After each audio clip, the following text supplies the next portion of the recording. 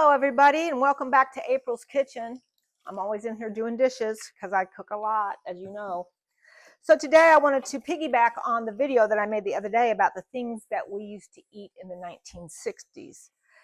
Oh my goodness, I love the comments that you guys left about that. So not only that, I want to talk about life as it was for me, as I remember as a child in the 1960s. I was born in 1961, so I can remember lots of things from very, very early on. I can remember the every floor plan of every house we lived in all the way back to when I was like 5. I don't know why, because I can't even remember what I did with my keys yesterday. Who knows? So I want to talk about life as I recall it was. Let's start with summers. When I was growing up as a kid in the summertime, we would get up. Mother expected us to get up, even though it was still summer, we couldn't sleep in. We would be up no later than like 8 in the morning. And we had chores to do, certainly we had chores, and we would get our chores done. And after that, we could do whatever we wanted to do. We started the morning off with, usually on the weekends, we would have a cold cereal with a banana cut up over it, like Cheerios.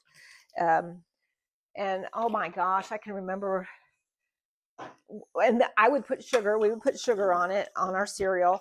And because it was wasteful, Mom would make us drink the milk from our cereal bowl. I hated that. I still hate that. So I learned to make my cereal with very little milk because I did not like the taste of sugar and milk together. It was nasty to me. So anyway, we would eat our cereal, we would do our chores, and at that age, my chores, I was in charge of ironing my dad's shirts, folding the laundry, feeding the dog, making sure he got out. We never walked our dogs. We just let the dogs out the door, and the dog roamed the neighborhood and did their business and came back. All dogs did that. There wasn't any walking dogs, and there wasn't any neighbors calling up anybody saying, oh, there's a dog loose in our neighborhood. Does this belong to anybody? Like they do today.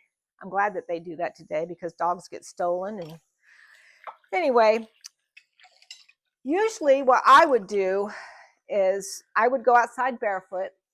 And if I was really, really bored, nobody to play with, I would climb the tree in the yard and I would read a book. But the most fun we ever had, that I ever had, I can only speak for myself, was finding other kids to play with.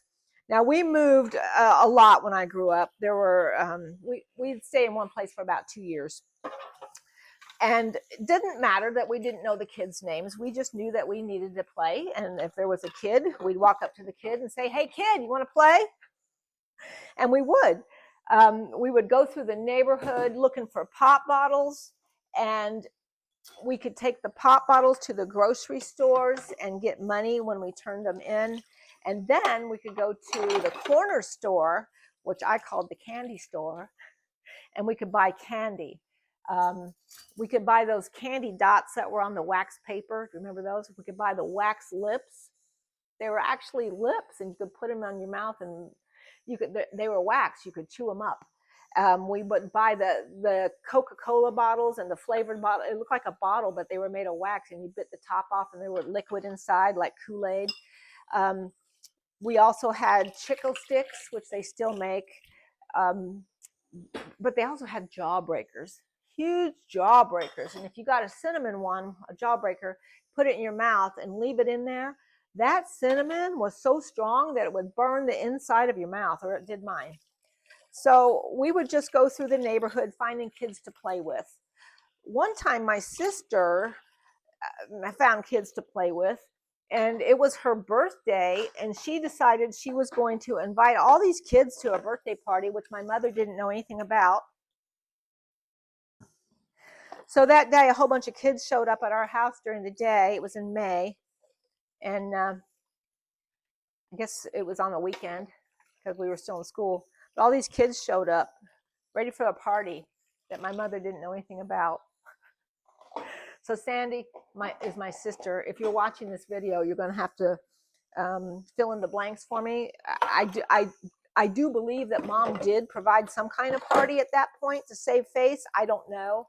Comment in the comments so everybody remembers. But I do, so that everybody knows. I do remember that happened. We would find kids to. I didn't have a bicycle. I didn't know how to ride a bicycle until I guess I was in the 3rd grade, and I had gone to see my Aunt Nora in the country. Mom usually farmed us out to our aunts' houses in the country, in different, not just in the country, different aunts, different locations. And I happened to stay the summer with my Aunt Nora that summer, and she had a bicycle, and she would run up and down the road with me and teach me how to ride that bicycle. And by the end of the summer, I knew how to ride that bicycle, and she gave it to me. So I was able to take that old bicycle home and ride the bicycle.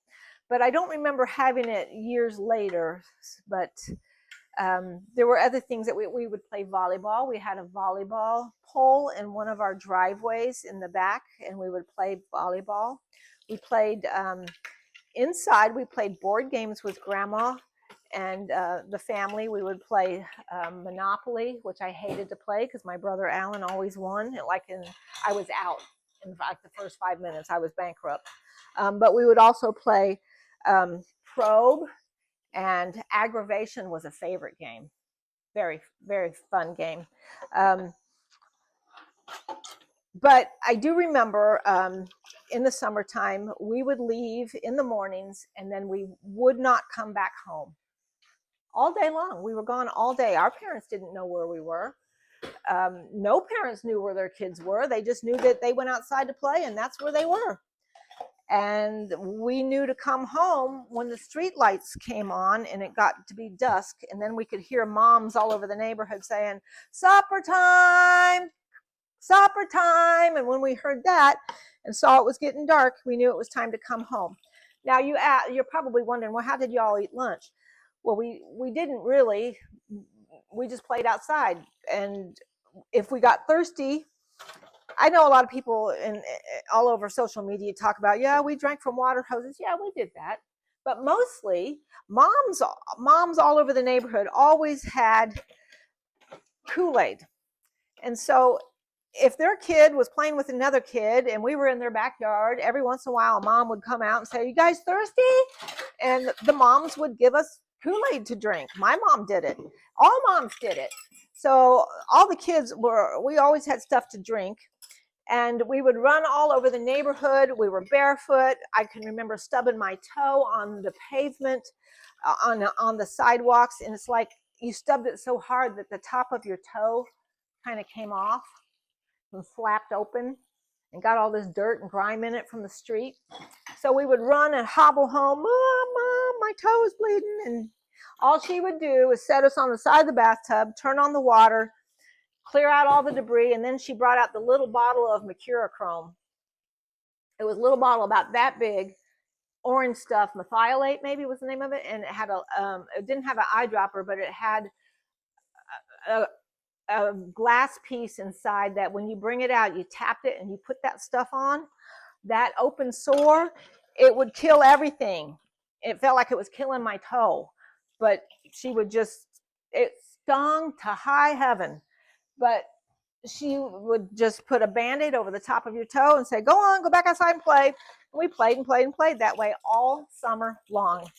And then when we came home and it was time for supper, we would eat supper like I don't know, sometimes 8 o'clock at night. That's pretty late.